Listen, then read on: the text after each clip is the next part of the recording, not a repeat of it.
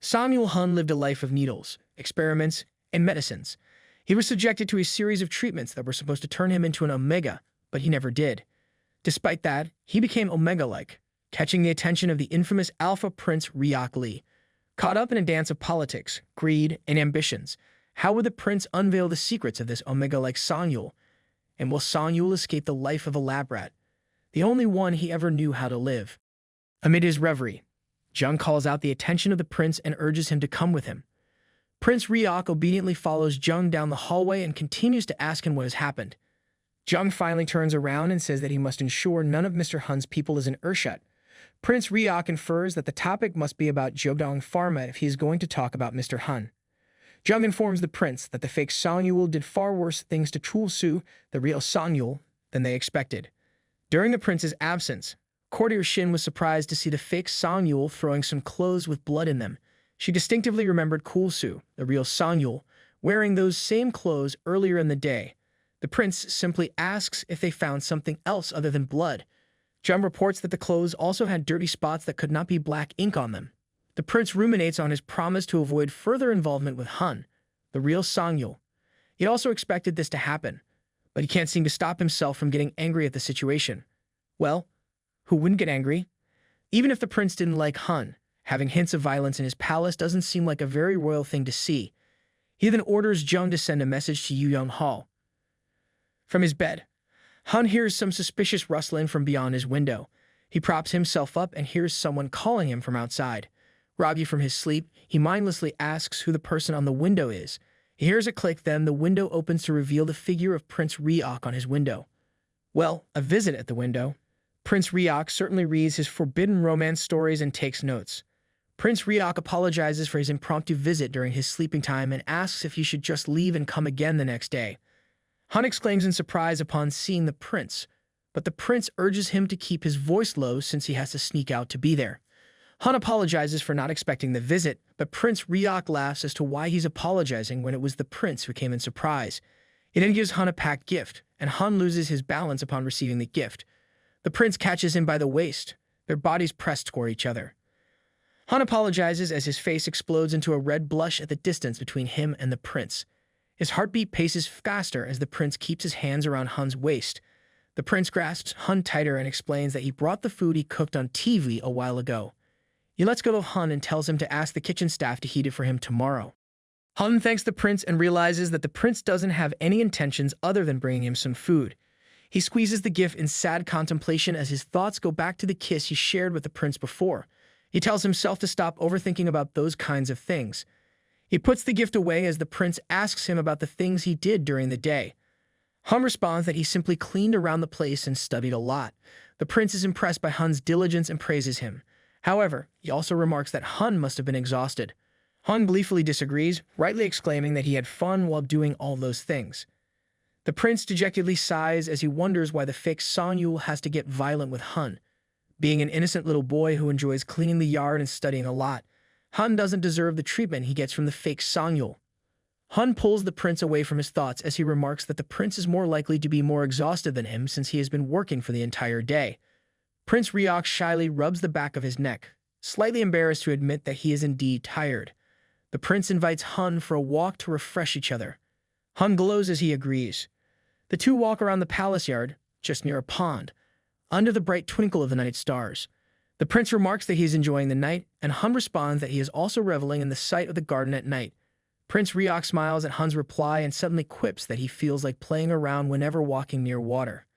Hun innocently asks if the prince wants to push him into the water, but the prince clarifies that he doesn't feel that playful.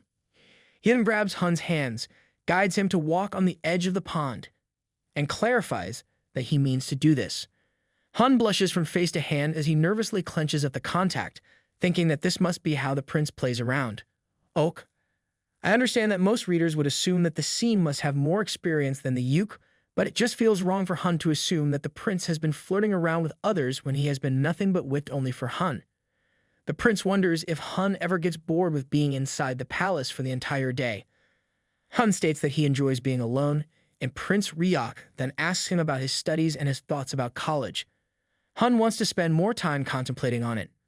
In his mind, Hun realizes that being a normal college student is a pipe dream for him. Forever bound to Jodong Pharma, he will simply do his best to entertain the prince until he would have to eventually come back to the labs. Han asks the prince about the usual activities of a college student. Prince Ryok explains that most people usually work on projects and drink outside.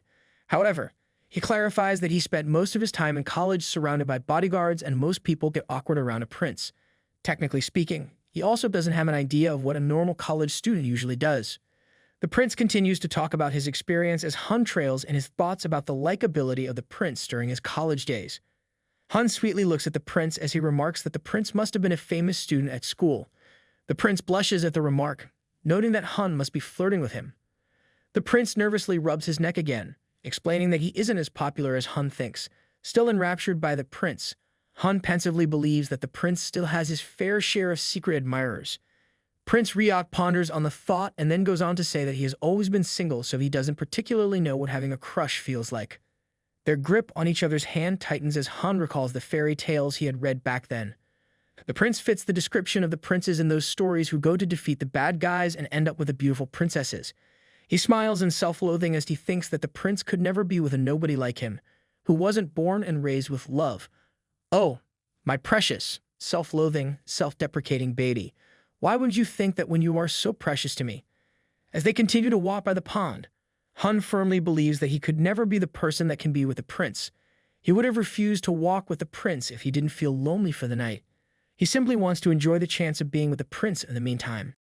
As their walk is about to end, the prince apologizes for always coming by late due to his busy day schedule.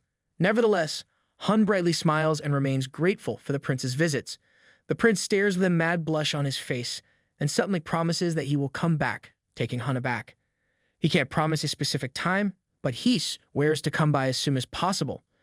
Han blushes red as he bids farewell to the prince in a formal bow. The prince feels the urge to do something to Han after seeing his fluffy hair bounce as he bows. He gives in to his intrusive thoughts and rubs Han's hair, making an excuse about a leaf on his head. He also then bids goodnight to Han, and Han shyly greets the prince back as he holds the place where the prince has touched him. In his bed, Han's thoughts continue to roam back to his walk with the prince as he begins to cherish the time he spends with the prince. He is thankful to the prince for letting him enjoy their time together and forget his horrible life back at the lab. He also acknowledges that his feelings for the prince go far more than just gratitude. Prince Ryok introduces himself to the director of Guanhei Institute and apologizes for the late call. The director asks what the prince's concern is, and Prince Ryok wonders if the institute has heard anything about his fiancée, the fake Sonyul, using drugs. The director informs him that they have just received a sample and they weren't able to discern the drug he is using. They stress that they will need to run more tests to know more about it. Prince Ryok thanks them for their help and also asks about a boy that his fiancée came to the palace with, apparently exhibiting Omega-like traits. He explains that he has a hunch about some unknown experiments conducted on the boy, but he cannot present any evidence for now. The director assures him that they will do whatever they can to know more about the situation. The call ends as the prince thanks them for their help. The prince then heads back to his chambers. Han sits in a kneeled position as the fake Sonyul berates him for telling him off to the prince. Han defends himself by saying that he didn't report what the fake Sonyul did to him. The fake Sonyul then infers that Han must have slept with the prince and seen him naked, since that would be how the prince knew how he got violent with Han. The way that the mere mention of the fake Sonyul can make me swell in anger doesn't help in my wanting to get this man in a restraining order away from my precious baby. Han flinches at the accusation as the fake Sonyul remarks that Han must feel special because of how the prince treats him. Han is about to deny the accusation when the fake Sonyul grabs his hair and admonishes him, saying being with the prince is making him delusional. The prince does not have any influence to affect or help Han in any way, even if he knows something. He reminds Han that the prince's lack of power allows Jodong Pharma to prance into the palace uninhibited as he throws him back. The fake Sonyul warns him of their roles and places as he reminds him to take the drugs and report any changes to his body during his contact with the prince. Han helplessly agrees as he is left alone in the room. Han walks the stone path back to his chambers. He ponders about the changes that are happening to him whenever he is with the prince and how he chooses not to report it to the fake Sonyul. He stops by the garden and believes that his small act of defiance could at least help the prince. A paddle flies down his way and he grabs it as he sighs about the insignificance of his contribution to the prince. Han, you simply don't know how much power you can wield over Jodong Pharma just with your presence. But then again, it would have to cost you yourself. Suddenly, a voice from beside Hun asks him what contribution he can give as the prince sits beside him in the garden. Hun stutters in surprise as he asks how long it has been since the prince arrived in the garden. The prince simply states that he has been there for about 10 minutes and asks him about the paddle Hun is holding. Hun comes up with a quick excuse that the paddle is the only thing Hun could think of giving the prince. Prince Ryok takes it from his hands and thanks him for the gift. Hun proceeds to thank the prince for his kindness as his heartbeat paces faster at the prince's presence. Seemingly oblivious to Hun's racing heartbeat, the prince states that the paddle reminds him of his favorite alcohol, which has paddles on it. Hun is surprised to know about paddles and alcohol, and Prince Ryok explains that the piddles are there for aroma. Still trying to fully understand, Hun asks if the paddles are edible. The prince decides to invite him for a drink to satisfy his curiosity.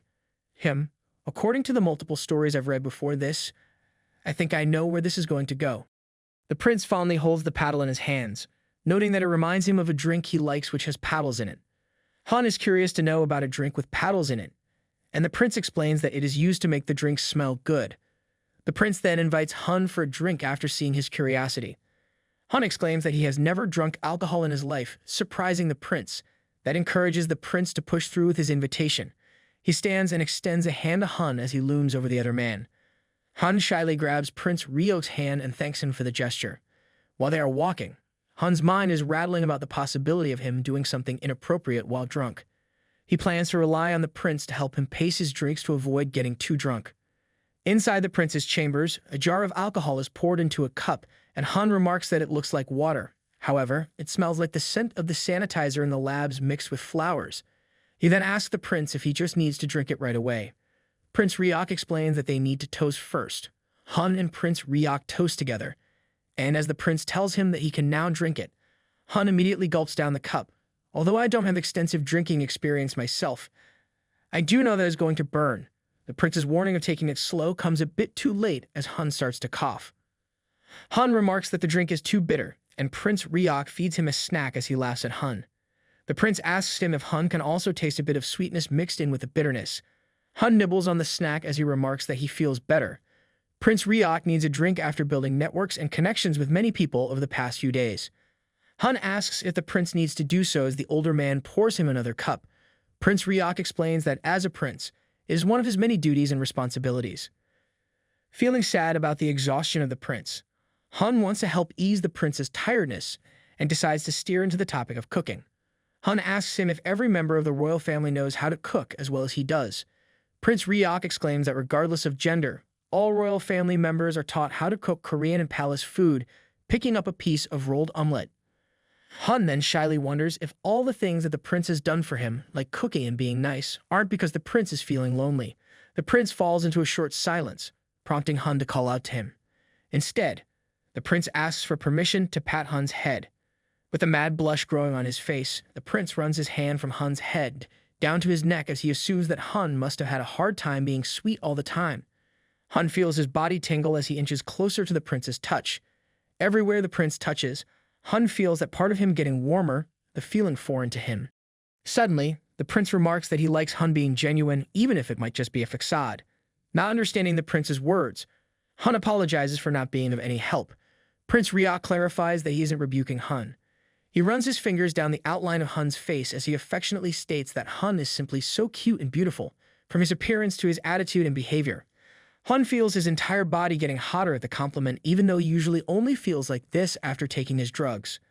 A red blush comes to Hun's face as he realizes that even his nether regions are beginning to react to the prince's touch. Prince Ryok distracts Hun from his thoughts as he asks if Hun is already feeling hot. Hun confirms it in between the loud beating of his heart. The prince then tells him to pace himself with a strong drink. Hun chalks up his entire body, warming up to the alcohol, noting that this must be the feeling of getting drunk. The prince then continues about the royal family and the things they need to learn, which includes sword dancing. Prince Ryok explains that it is simply a dance where the performer also wields swords. He invites Hun to watch a video of him performing one, and Hun is pleasantly surprised to see a lot of it online. Netflix and chill, anyone. The prince chooses the video with the most views, but he remarks that the video only focused on his face, not on the dance. Hun points out another video, which Prince Ryok explains is a video of him doing archery. The video plays to show the prince gracefully pulling back the bowstring as the commentator announces the prince's demonstration. The voice of the announcer continues to comment on the prince's archery skills as the two men shift their hands behind their backs. As the commentator announces a bullseye shot, the prince's hand finds itself on top of Hun's. "You think you're so slick with that, Prince Riok?" "You are, but you aren't getting a free pass for it anyway."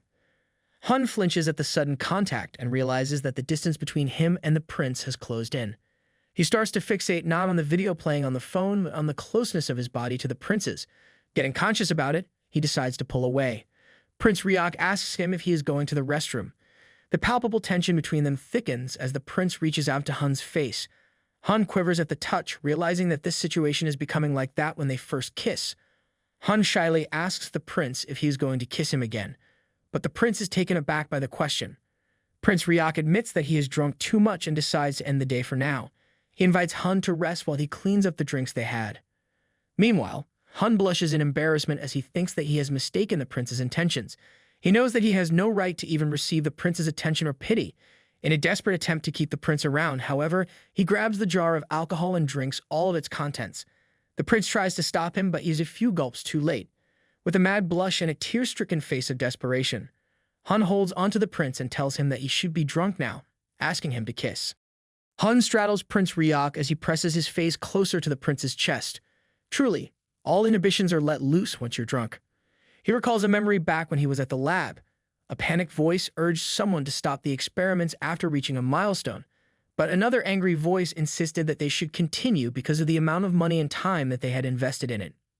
The first voice who spoke, which belonged to a female researcher, opened up the possibility of Hun escaping and sharing his experiences in the lab. A young Hun breathing through a mask slowly gained consciousness as he heard the researcher explain that formulating a new medicine by testing it on an innocent boy was fruitless. She informed them that although the boy alone wouldn't be problematic, he could betray them as soon as someone would care for him. Hun's consciousness started to drift away at the researcher's final words about the damage to the company he could inflict with his betrayal. Back to the present, Hun grasps the prince's robe, confessing that he is a liar. He presses his tear-stricken face deeper into the prince's chest as he prepares to tell the truth. He stutters as he explains that Jiudong Pharma didn't treat him well, so he would like to stay at Yeonhwa Palace with the prince. He slowly props himself up from his helpless form as he says that although he would be willing to do anything, he can't possibly stay there forever. Wiping his drunken tears away, he looks down in shame and asks the prince to kiss him or do anything with him. However, the prince gently pushes him away by the shoulders, exclaiming that he is not going to kiss him because he pities Hun. He explains that he is doing all of this because truly feels bad for Hun. Hun looks at the prince's pained expression. I know that he just realized that this is what most people look like when they are about to leave him or stay beside him, and I am just hurting at how he looks. Realizing that the prince might be abandoning him, Hun starts to become desperate. While the prince apologizes for his actions, Hun lunges at him and hugs him in anguish. He apologizes and says that it is the first time he has heard anything nice about him from someone else. He tightens his hug on the prince as he asks the prince not to abandon him. The prince recalls the first time he saw Hun. He was merely curious about the man that his fiancée, the fake Song Yul, dragged around. He initially wanted to use Hun as a way to learn more about Jiudong Pharma. However, over the many times they have met and talked with each other, he grew to care more about Hun. He has promised to help Hun in any way, but Hun was often content with their casual walks and studying. He saw Hun enjoy these little things and swore to do more for him as he pitied him. Over the time they spent together, he also noticed how Hun grew as well, and he saw the ways he thanked the prince, adorably cute. Their first kiss was definitely impulsive, but he didn't do everything he did just to use Hun. Hun presses his face deeper into the nook of the prince's neck one more time and then pulls himself away from the prince. He apologizes for his actions, but the prince pulls him back for a deep kiss. The two close their eyes as they share a passionate kiss, to the point of panting and gasping for air. Hun tries to get himself away from the prince, but the prince pulls him by the waist back. He asks why Hun is trying to pull away after his spell of not wanting to be abandoned and wanting to be taken care of by the prince. Prince Riok pulls Hun's shirt up, exposing Hun's bare upper torso. He assures him that he will take responsibility for this as he plants soft kisses across Hun's chest. Prince Riok continues to undress Hun's shirt while explaining to Hun that they should just accept that it is the prince who started this entire situation. As soon as Hun's shirt is off him, the prince drops him to his bed while he also takes his garments off. He towers over Hun's figure as he reveals his own majestic form and tells Hun not to blame himself for what is to come. The prince runs his hand across Hun's back to take the shirt off of Hun, noting that they both acknowledge that the prince started this. Once Hun is free from the shirt, he drops down to his bed while the prince undoes his own garments. The prince reminds him not to blame himself for what is about to happen. The prince takes his time looking at Hun's half-naked figure. He gets enraptured in lustful desire as he realizes that Hun isn't as skinny as he thought he was. Hun interrupts the prince's thoughts as he asks if he did something wrong. Hun shyly folds his limbs inward as he explains that everything he has been doing with the prince is his first time. Although he feels grateful and enjoys everything they do, he feels bad that he probably can't help the prince enjoy it because of his inexperience. The prince jumps at Hun and buries himself in the corner between Hun's neck and shoulder, placing his lustful hands on Hun's behind. He wonders out loud that despite taking suppressants, he feels like he is on a rut cycle. After planting sweet kisses on Hun's neck, he lifts his face and loudly wonders that this must be what he would feel to be with an Omega. He comes back to Hun's nook on his neck as he whispers sweet nothings to Hun's ears. This is by far the most romantic position to ever exist, and they look so lovely in it. However, Hun's thoughts go back to when the prince first accused him of being an Omega. Back then, the prince accused him of being the fake Song-Yul's backup for Jodong Pharma's plans, with him being introduced as the fake Song-Yul's childhood friend with Omega-like traits. Back at the chamber, Hun apologizes to the prince, since the prince might be having a hard time keeping someone so suspicious and strange like him around. However, Prince Ryok assures him that Hun doesn't need to apologize for anything. His words about being with an Omega are merely a metaphor for his intense, lustful desire for Hun. The prince's eyes stare at Hun with fiery passion as Prince Ryok positions himself in between Hun's legs, hurting a mad blush on Hun's face. The prince then prepares to take Hun's pants off. Hun is getting concerned about his inexperience in intercourse, although he is at least sure that he would feel good when he is touched down there. He intently watches the prince's pants as he sees them swell from the growing erection underneath them. Suddenly, Hun asks if there is a name for the prince's royal penis. The prince is too stunned to speak at the question. And so are we, because what do you even mean by the royal penis? Hun explains that he read in a rule book that there are certain special names for the body parts of the royal family. Prince Ryok facepalms in embarrassment as Hun assumes that there might be one for the prince's royal penis. The prince wonders why Hun would use such a rigid word given the situation, but Hun remarks that it is the one used in the dictionary. The prince starts to wonder if this situation is appropriate, doing this obscene thing with someone so innocent. Hun then innocently asks if the word penis makes him feel awkward. The prince internally exclaims that Hun talking about penises with an innocent look on his face is making him feel ashamed. Prince Ryok then explains that rather than making him uncomfortable, he would be chastised if he is found talking about it in public. Hun apologizes for having brought up a bad word, but Prince Ryok clarifies that it is not a bad word. The prince looks at Hun with a sad yet sweet expression, realizing that to Hun, the world exists in a simple dichotomy of bad and good and classifies things as such. He wonders that growing up with the fake Song-Yul, who isn't the brightest person, might have also affected his capability of rational thinking. While he is not wrong about the fake Song-Yul not being the sharpest tool in the shed, the fake Song-Yul is far from the reason for Hun's ignorance of the world. Clueless about the entire thing, Hun apologizes again, but the prince stops him. Eventually, the prince pulls Hun's legs up as he explains that he still finds Hun and his innocence endearing. Impatient, the prince begins to make quick work of Hun's nether regions. Hun quivers and pants in pleasure at the touch of the prince as he tries to stop the prince who is trying to go down there. The prince points out Hun's pretense of being so open about the royal penis, but being too shy about the prince going down on him.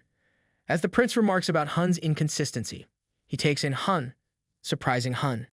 The prince quips that Hun seems eager enough to talk about the royal penis but not with his own behind. The prince then takes Hun in, surprising him. Hun pants in pleasure as the prince does his work on Hun.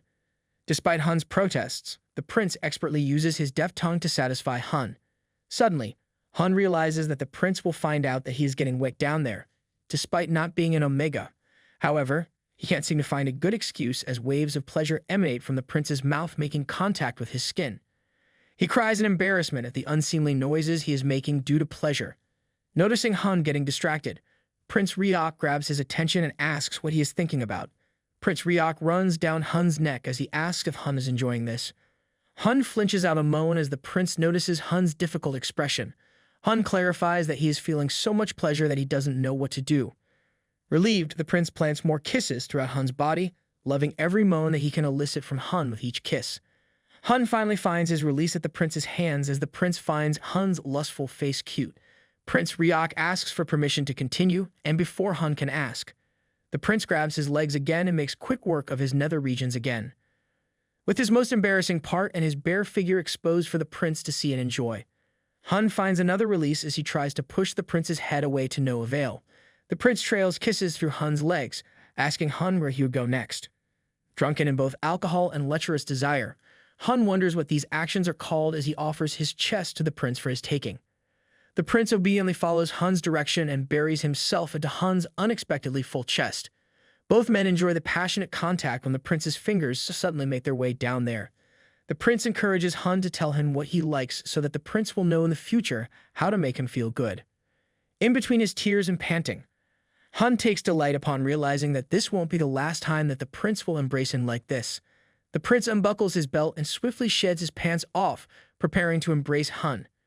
Prince Ryok pauses as he wonders if he hasn't prepared Hun enough. Hun feels something below him and is shocked to see the prince in his entirely naked figure.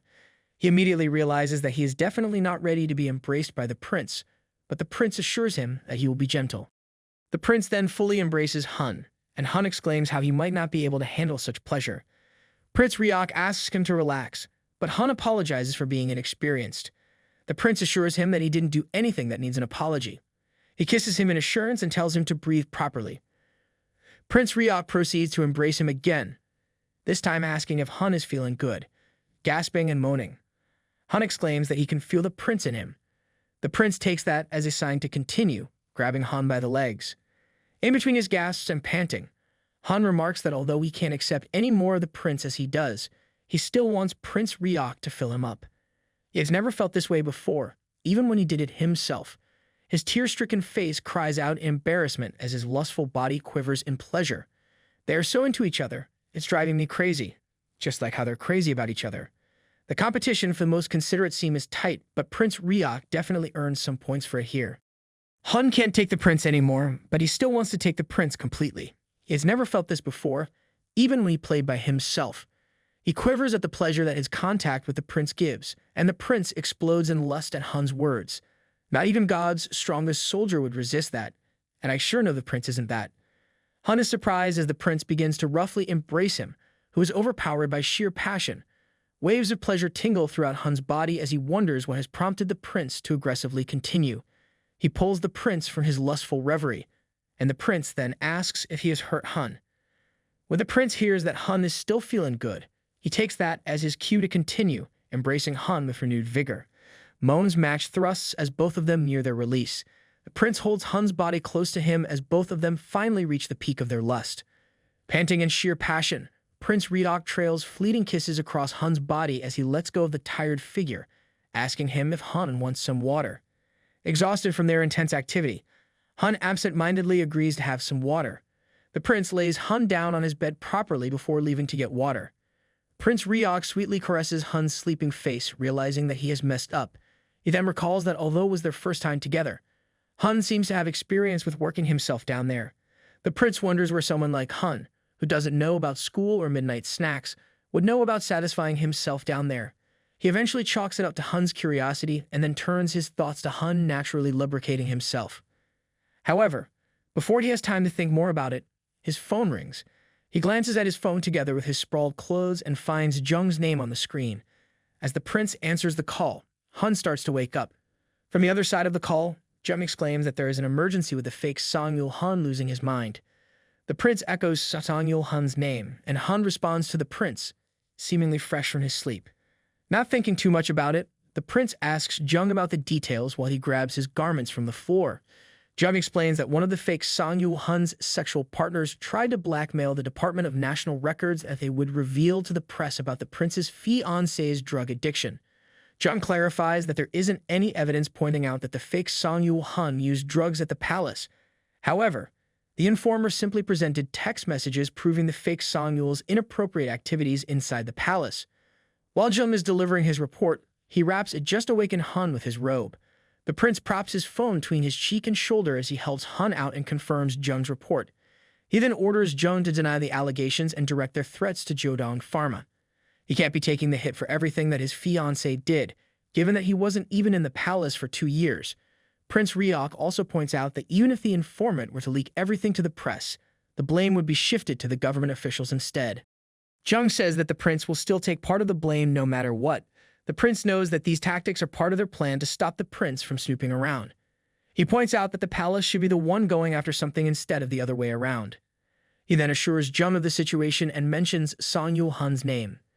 In a seemingly dazed voice, Hun responds again to the mention of Song-yul Hun. The prince wonders if Hun mistook the prince for calling him out, while Hun remains impassive in his stupor. Suddenly, Hun drops himself into the shirtless figure of the prince, with the prince blushing madly at Hun nuzzling on his chest.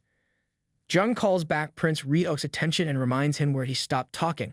The prince caresses Hun in his embrace while trying to talk about Song-yul Hun. However, Hun responds once again, as if his name is being called out. The prince is about to ask Hun why he keeps on responding when he suddenly comes to a realization. He drops his phone as he tries to test his hypothesis by calling Hun out as Cool Soo Kim, Jung's voice continuously calling out the prince. However, Hun remains unresponsive as he rubs the drowse away from his eyes. In his mind, Prince Ryok tries to deny his accusations, thinking that he might react to the name because of how Jodong Pharma and the fake Song-yul have treated him. The prince even tries to call him Hun, but he still earns no response from his freshly awake partner. Eventually, the prince hypothesizes that if Hun reacts to the name Song-yul Hun, he should react as much to his name, Cool Soo Kim. The prince calls him Song-yul Hun one more time, and Hun responds once again. Well, here comes the heavy plot, and it's not gonna come easy for both our protagonists. The time of revelation has finally come. The prince calls him Song-yul Hun again, and the groggy Hun absent-mindedly responds, unaware of the realization going through the prince's head right now. Taken aback, Prince Ryok recalls the time when he first met Hun and why he felt something odd with him. That, and the reason that the fake Song-yul reacts aggressively when they talk about unique traits is because Hun is the real Song-yul Hun. Hesitant, the prince then asks if he is Song-yul Hun from Jodong Pharma. Perhaps still in a daze, Hun introduces himself as Song-yul Hun, together with his experiment codename. Upon hearing the almost robotic response, Prince Ryok realizes that he might have found Jodong Pharma's 20-year-old biggest secret. He picks up his phone, where Jung is still continuously calling out for the prince. He apologizes for dropping off the call and then tells him to come down to his chambers, noting that he is with Cool Soo.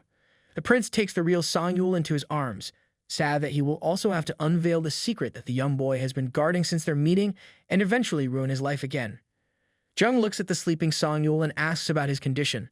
The prince remarks that Song-yul seemed sick a while ago, but he immediately fell asleep. Jung picks up a blanket from a nearby cabinet as he tries to tell the prince the day he just had. Jung then proceeds to rant about his day at the Department of National Records, the 20 missed calls to the prince, and finally seeing him naked with a person from Jodong Pharma. Prince Ryok tries to apologize, but Jung simply remarks that had he known he would come back to this lecherous scene, he would have passed by the bamboo forest and let out his frustrations before coming to the prince's chambers. I totally resonate with Jung on a spiritual level with this one. I hope he is well compensated because he is truly doing God's work in the background. The prince suddenly lets him know that they need to take a shower and he has to give some medicine to Song-yul. Before Jung can even ask what that means, Jung sees the prince press his lips to Song-yul's, administering the medicine mouth to mouth. Jung is stunned as the prince tells Song-yul to drink some water. The prince then lifts Song-yul in a bridal carry as he tells Jung to wait. Jung's eyes can only follow the figure of the prince and the sleeping Song-yul vanishing behind doors as he is astonished at the closeness of both men, especially since Song-yul comes from Jodong Pharma. Thankful that he has asked the palace staff to leave the chambers, Jung is surprised at how close and caring Prince Ryok has been with Hun. Jung recalls the last time he asked the prince about his feelings for Hun. Back then, the prince simply dismissed the question and told him not to meddle with his private life. Jung is getting infuriated when he also recalls that the prince once told him about not falling in love with a boy as innocent as Hun. The prince suddenly calls Jung out and informs him that Hun is so deep asleep that he didn't even wake up while he was being bathed. Jung then asks the prince to continue their conversation. Prince Ryok then opens up the possibility that the one they know as Cool Soo Kim is Song-yul Hun. Jung is stunned as the prince continues to hypothesize that Cool Soo might be actually the youngest son of Mr. Hun. Jung tries to confirm if Kul-Su said that while he was drunk, but the prince explains that every time he mentioned the name Song-Yul Hun during their call a while ago, Hun seemed to respond. The prince recalls their conversation over the phone, where he continuously mentions Song-Yul Hun, and every time Hun responds to him as if he is being called. To confirm, Jung also asks if the prince tried calling him Kul-Su Kim. Prince Ryok affirms that despite calling him that, he earned no response. Jung realizes that the prince is serious about this topic and indulges in the prince's hypothesis. If Kul-Su is indeed Song-Yul, why would he come in as an attendant with a fake name? The prince doesn't have an answer to that question, nor the fact that a drug-addicted person is using the name Song-Yul Hun. The prince grabs a pen and writes something down on a piece of paper. When he finishes, he asks Jung to check what he wrote. On the paper, he has written 2 possible scenarios from the 2 facts they have. They now know that Kul-Su Kim, also known as Hun, is the real Song-Yul Hun, while the one in Yuyeong Hall is a fake. The first scenario is that the real Song-Yul Hun is indeed the youngest son of Mr. Hun, but this wouldn't explain the relation of the junkie to Jodong Pharma in Yuyeong Hall. The second scenario is that the real Song-Yul Hun is not necessarily Mr. Hun's relative, while the junkie is somewhat related to Mr. Hun, like an illegitimate son. Jung studies the scenarios and concludes that the second scenario is more likely, since the junkie being related to Mr. Hun would explain why he seems to have free reign over everyone else. He also wonders that if the real Song-Yul Hun is using a different name, there might be other motives such as the company's fortune. The prince agrees with Jung's conclusions. Jung then offers to look up about Mr. Hun's family. The prince also asks him to grab a DNA sample from the junkie and send it to Gwanghei Institute. The prince leans back on his arms as he wonders how easily these secrets seem to be uncovered. The real Song-Yul only has to be inebriated to spill his secrets, while the fake Song-Yul acts with so much authority around the place. Prince Ryok is furious once he realizes that the entire situation seems strange in the first place because it is. Mr. Hun knows that the prince doesn't have the backing of the press, so revealing everything would easily backfire on him. However, despite the anger clouding his mind, his thoughts about the sleeping Song-Yul are as clear as day. Heartbroken at the possibility, he asks Jung if Kul-Su approached him on purpose. I can't even properly defend Song-Yul here, because the prince is indeed right, and the mere thought of it must be destroying him inside. But fret not, my dear Seam Prince. Song-Yul's feelings are as pure as they'll ever be, and I know you'll realize it soon. Afraid of confirming the possibility, Prince Ryok asks Jung if Kul-Su or Song-Yul might have approached him on purpose. He recalls Song-Yul's innocence, despite being strange and pitiful. His straightforwardness and desire to make good memories after being mistreated at Jodong Pharma make him adorably cute. However, those might have just been a facade. No, don't even go there, Prince Ryok. That's the wrong thought process. Prince Ryok asks Jung about the time he mentions how Song-Yul seems like an Omega, but not exactly one. He trails his words away as he buries his face in his hands. From what they have gathered, Jung has a general idea of what Mr. Hun is trying to achieve in this situation. Provoking the prince with the issue of unique traits, the fake Song-Yul would act uncontrollably messed up. The prince would naturally get away from such a person, and the real Song-Yul would come in as a kind soul who would easily get the prince's affection. Jung tries to comfort the prince, but the prince suddenly stands up and asks him to call the director of Gwanghei Institute. Prince Ryok explains that they need to inform the institute of what they know so that they can prepare a more comprehensive plan with their theories. He also orders Jung to move Song-Yul's living quarters near the prince's chambers. With the prince constantly hovering over him, Mr. Hun shouldn't be able to easily come near Song-Yul. Song-Yul awakens to the sound of chirping birds. He tries to sit up, but the loose robes on him drop to reveal his naked figure. He grabs a pillow to cover himself up as he looks around to check where he is. Lotuses embroidered on the duvet, a familiar scent, and the memory of the prince on top of him make him realize that he is on the prince's bed after their tryst. He holds the pillow closer as the realization brings a sweet blush to his face. Suddenly, a few knocks attract Song-Yul's attention. 3 attendants come inside the room, each bringing a bag. They place the bags in a corner as their supposed leader announces to Song-Yul that the prince has ordered him to stay in this chamber. The things they brought with them are his things, so he can simply make himself comfortable and call them if he needs anything else. The attendant also introduces himself as Butler Kim and then excuses himself from the room. As soon as the attendants have left the room, Song-Yul continues to hold onto the pillow, blushing at the good things that have been happening to him since he met the prince. He then pumps himself up and decides to clean the yard.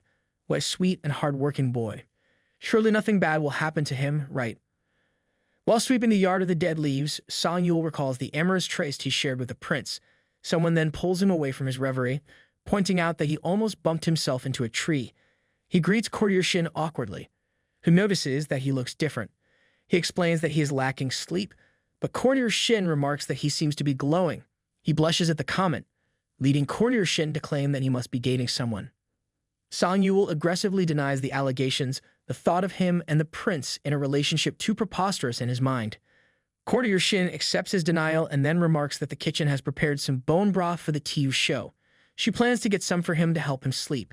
Courtier Shin and Jung easily win my heart for best wingwoman and wingman for our main characters, because they truly need them.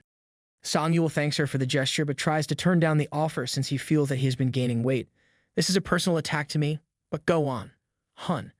Courtier Shin looks at him suspiciously and instead smacks him on his back.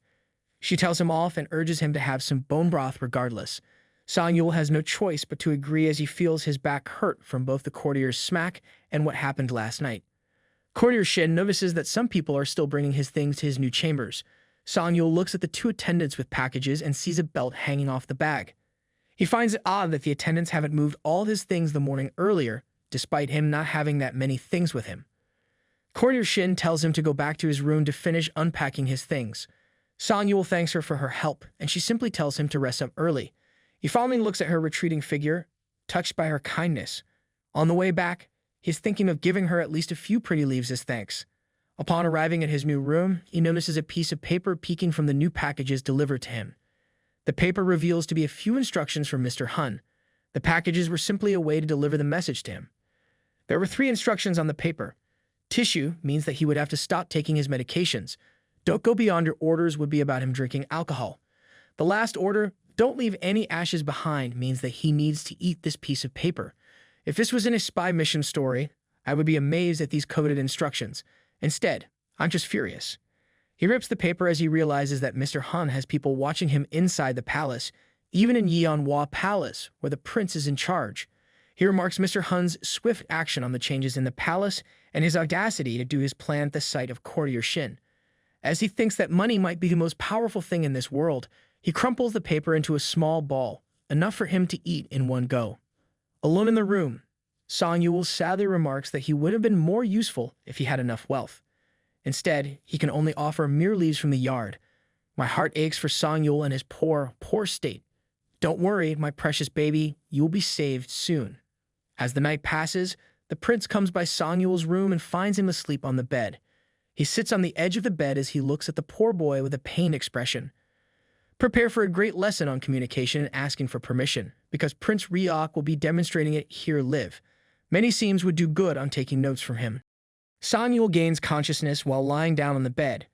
Despite being awake, Song Yul keeps his eyes closed, wondering how long it has been since he slept. He only remembers eating the note he has gotten from Mr. Hun when he feels a figure loom over him. The figure sits on the edge of the bed, while Song Yul wonders that it isn't Mr. Hun or Hun Seok, the fake Song Yul. Suddenly, Song Yul jolts awake as the figure calls out his full name, Song Yul Hun. He realizes that the figure is actually the prince, who asks him if he had a bad dream. He remembers the light swing as if he is back at the lab again, although he figures out that it must have been when the prince came in. The prince runs a caring hand across Song Yul's face, making him relax at the touch. Song Yul dismisses the prince's question, and the prince chalks it up to Song Yul still getting accustomed to his new quarters. Prince Ryok asks about his condition, and Song Yul simply states that he didn't do a lot for the day. The prince takes his hand away from Song Yul and falls into an uncomfortable silence. Song Yul notices the odd silence and asks the prince about his condition. Prince Ryok decides to be frank and confesses that he had a horrible day. Because of Song Yul, his head has been in twists and he can't even think properly. Oblivious, Song Yul wonders why it's because of him. The prince then reveals that he knows Song Yul has a secret. Song Yul's eyes widen in surprise and shock as he wonders what he must have told the prince when he was drunk. He squeezes his blanket as he thinks about the secrets he must have accidentally revealed, whether it is about his body or Jodong Pharma. The prince continues to explain that he has been questioning Song Yul's intentions ever since they met. Did Hun seduce the prince to get some insider information about the palace? Song Yul tries to refute the accusation, but Prince Ryok cuts him off, confirming that Song Yul is indeed keeping a secret from him, having ulterior motives for seducing him. Song Yul can't say anything to the prince, so he simply clutches the blankets harder. This is almost unbearable to read. They just shared the sweetest night together, almost affirming their feelings for each other, and those just dissipate in the face of the real problem. Seeing Song Yul's hesitation, he lets him know that he has been thinking about what he needs to do with Song Yul and realizes that he will do what he thinks is the right thing to do. He holds Song Yul's hand as he remarks about Song Yul's mistreatment at Jiudong Pharma. He asks Song Yul to thoroughly explain whatever happened to him back at the company. Prince Ryok explains that he isn't forcing out the information from Song Yul through his authority as a prince. He doesn't want to end up like his father and brothers, who often become too suspicious and betray people. However, he acknowledges that he needs to discern whether Song Yul's intentions of meeting the prince are pure or not. Whatever he feels after knowing is something that he will have to manage himself. The prince grips on the Song Yul's hand harder as he explains that he wants to trust Song Yul. He doesn't want to think that the past few days and memories they shared were simply a facade. He sincerely asks Song Yul for a chance to help him from those people who have hurt him. You know what? Prince Ryok deserves everything. The emotional strength he portrayed and the trust he chose to place in Song Yul show that he is willing to be hurt if he can at least save Song Yul. If that's not the greenest flag in a seam, I don't know what is. Incredibly touched by the prince's declaration, Song Yul bursts into tears. He would have accepted it if the prince had blamed him for everything, just like everyone has done.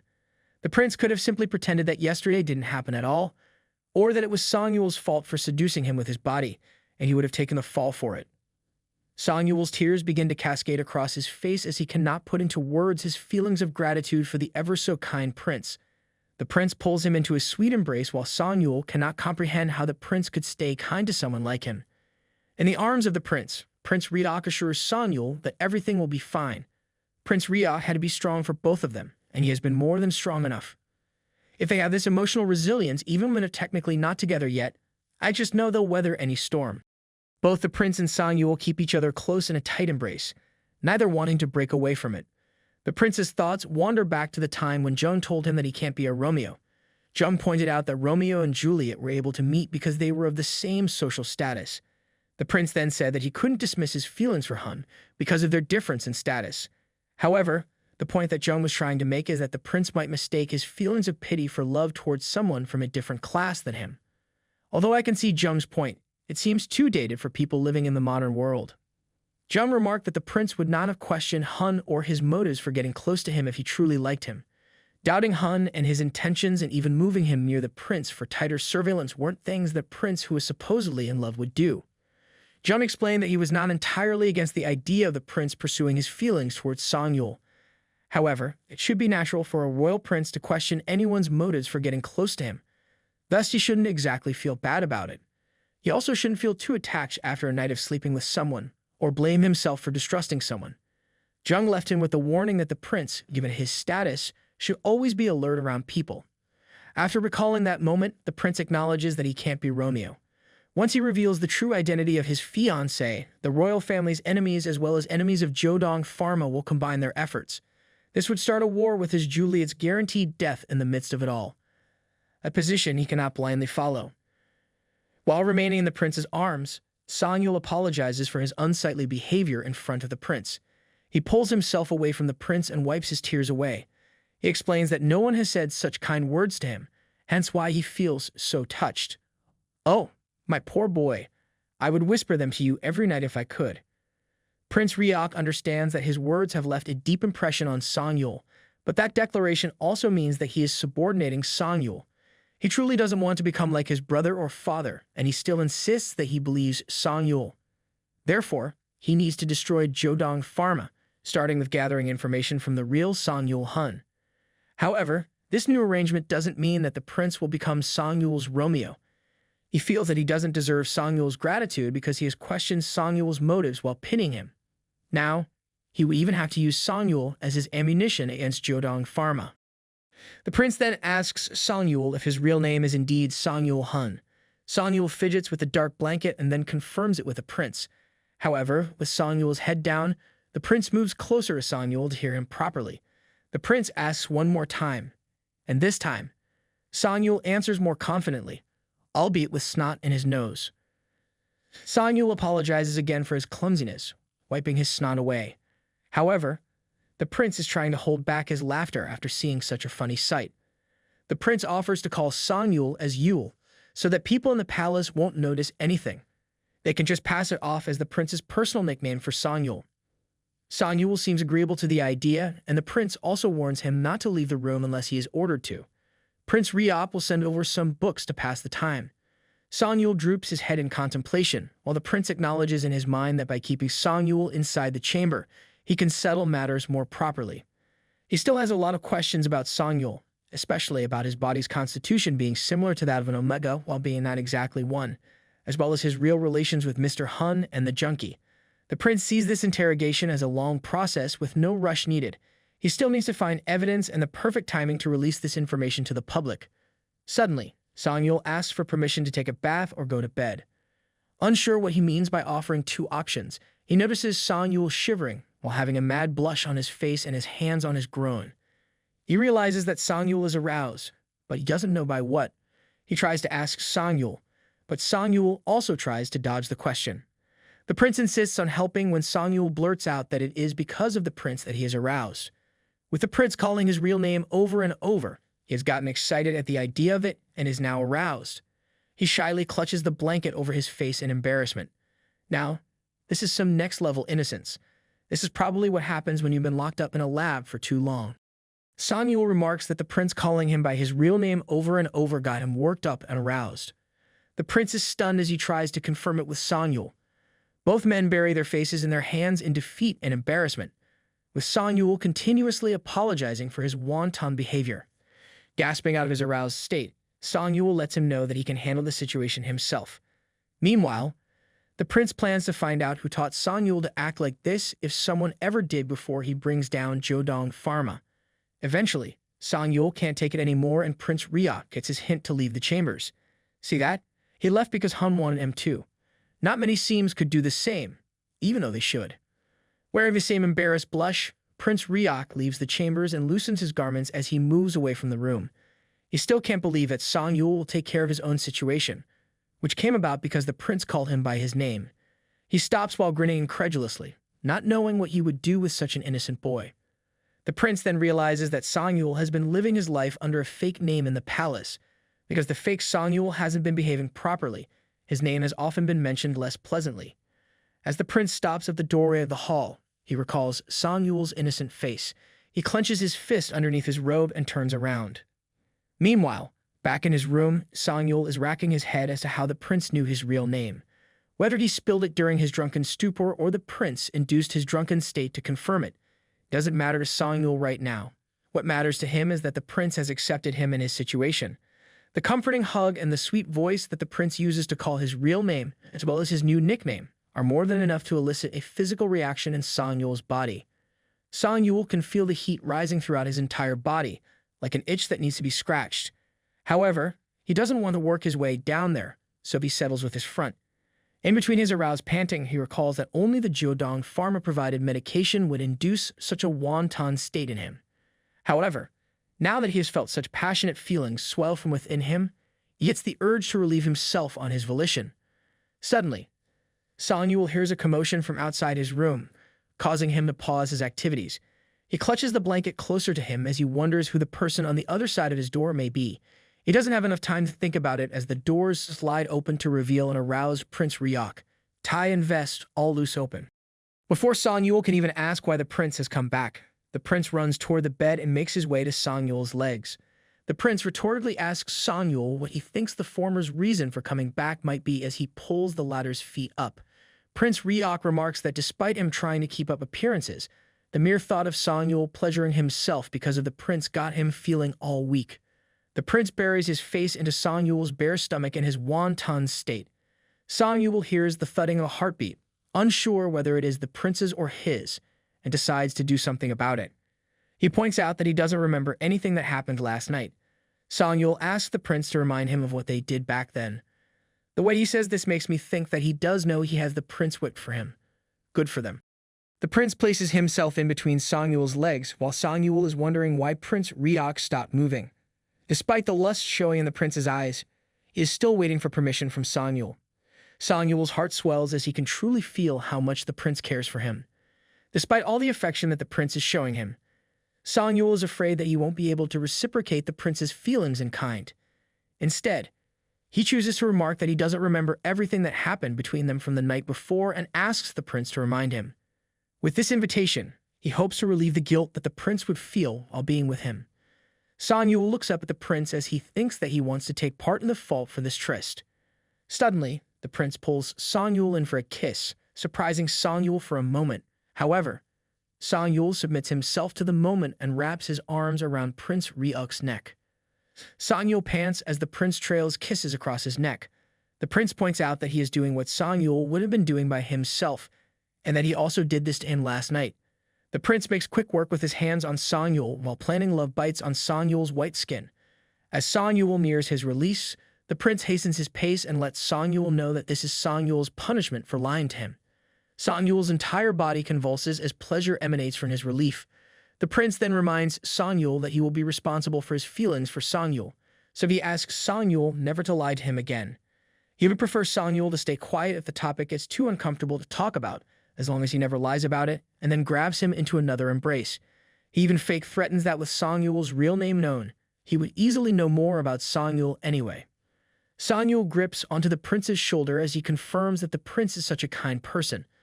Although the prince could have gotten his way with him in his wanton state, he chose to leave. He cannot comprehend that this same person is the reason he is involved with Jiudong Pharma and subjected to the various experiments at the lab. Song Yul takes his thoughts away from the lab and makes himself content with a tight embrace of the prince. Suddenly, the prince's fingers make their way into Song Yul's entrance, surprising him. The prince starts to prepare Song Yul, sending both of them into a flurry of moans. The prince then proceeds to get things started as Song Yul quivers at the intrusion. With Song Yul under him, Prince Ryuk realizes how selfish he becomes during these times. His deft fingers finally give Song Yul another round of release. Song Yul sees the prince's dirty shirt, but the prince simply takes it off, baring his body for Song Yul to take in. Prince Ryuk switches their positions, with Song Yul now straddling on top of him. Finding the position more comfortable, he asks Song Yul to turn around. Song Yul cannot seem to picture how he is supposed to look after turning around, thinking that they would simply end up lying down beside each other. However, the prince clarifies that he wants to see Song Yul's behind on his face, which should let them touch each other at the same time. Song Yul complies with the prince's request, and the prince asks for permission to work his way on Song Yul. Song Yul agrees while he also asks for permission to work his way on the prince. The prince also agrees but reminds him to pace himself since they will be kissing each other a lot more later on. While Song Yul ruminates on how much the prince loves kissing, the prince takes no time in taking in Song Yul with his mouth while urging Song Yul to do the same. In between the waves of pleasure coming from the prince's work on his behind, Song Yul asks the prince if he feels like he doesn't want to stop kissing him. The prince confirms it with a kiss on Song Yul's behind, remarking that he wants to kiss Song Yul all over his body. Song Yul struggles to hold his position with his knees weakening at every movement of the prince's tongue against him. Hearing the prince's response makes him realize that both of them feel the same thing about each other. Song Yul finally takes the prince's pants off of him, and he is surprised at the size that greets him that came inside him just the night before. Song Yul is surprised at the size of the prince and eventually verbalizes his shock. However, the prince uses his fingers again to work on Song Yul, eliciting another response from Song Yul. Song Yul remains helpless at the prince's touch as he tries to recall the few teachings about sex during his stay at the lab. However, he realizes that none of those would help him pace his release to match his partner. Song Yul finally decides to work on the prince and both men are enraptured by their lust for each other. The prince then asks for permission to continue with his tongue, noting that he only wants to make Song Yul feel good. Seeing the prince's ravished blush at the request, Song Yul reels in the happiness of such care, and the mere mention of his name has his heart leaping in joy. Embarrassed that he has found multiple releases while the prince has yet to be relieved, Song Yul decides to switch up their positions and take the lead this time around. Although the prince warns him against it, Song Yul insists on taking in the prince. The mere contact elicits reactions of pain mixed with pleasure as the prince holds Song Yul in position by his waist. After assuring that Song Yul is in no pain, the prince proceeds to move. Each movement matches a passionate moan or a lustful groan from both men, and the prince enjoys every reaction he can get from Song Yul. After they both find their release, Song Yul slumps on top of the prince. The prince then asks him about what he liked about what they did and notes to remember those for next time. He also asks Sang Yul if he is fine, and Sang Yul simply says that he'd also enjoy their time together. Prince Rhea kisses Sang Yul as he cheekily declares that he could go for more. Sang Yul looks at him incredulously, finding even one hard to do. The prince simply states that with both of them at the peak of their youth, people would remark that they would have the most stamina. Sang Yul asks the prince where he learned that from, which is from Zheng. Sang Yul suddenly finds respect for Zheng's knowledge. Prince Rhea caresses Sang Yul's face as he invites him for a shower. Sang Yul hugs the prince as he agrees to the idea. Maintaining the embrace, the prince stands up, carrying Sang Yul in his arms, and heads toward a shower. He wraps Sang Yul in a blanket that he specifically brought for Sang Yul, and Sang Yul thanks him for the gesture. Sang Yul nuzzles against the prince's neck, thinking about how blissful he feels after being cared for by someone. I just know that Sang Yul's afterglow isn't just due to the passionate night he just had with the prince, but with the emotional stability that the prince has become for him. And he honestly deserves it, after all that he has gone through.